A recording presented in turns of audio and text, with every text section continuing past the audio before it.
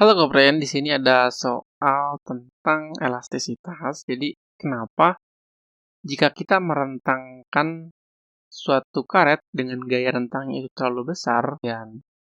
Nah, langsung saja kita perhatikan diagram dari elastisitas. Nah, di sini jadi ada gaya F, itu gaya yang diterapkan kepada bendanya atau di sini karetnya, dan di sini pertambahan panjang X-nya.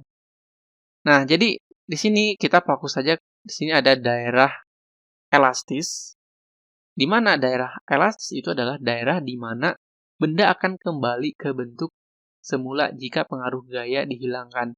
Jadi, selama pertambahan panjangnya atau X-nya itu masih berada dalam daerah elastis, itu di sini dari O ke B, maka ketika gayanya kita hilangkan, maka dia akan lama-lama balik lagi ke bentuk awalnya.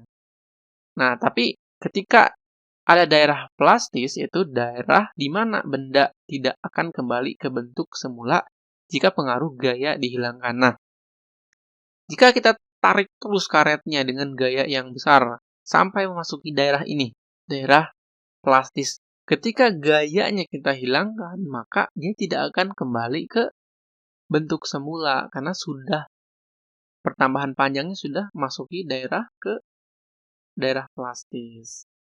Nah, kesimpulannya apa? Jika gaya terlalu besar, maka benda tidak akan kembali ke bentuk semula ketika gaya itu kita hilangkan. Nah, kenapa? Karena gaya yang diterapkan pada benda itu melebihi daerah elastis. Jadi, baik gaya dan pertambahan panjangnya itu sudah ada di daerah plastis. Jadi, karena gayanya terlalu besar, akibatnya pertambahan panjangnya itu masuk daerah plastis ini. Jadi, ketika gayanya kita lepaskan, dia tidak akan balik lagi ke posisi semula.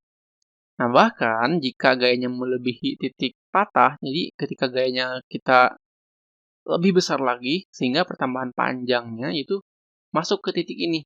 Namanya itu titik patah. Benda atau karet bisa putus. Oke, sampai bertemu di soal selanjutnya.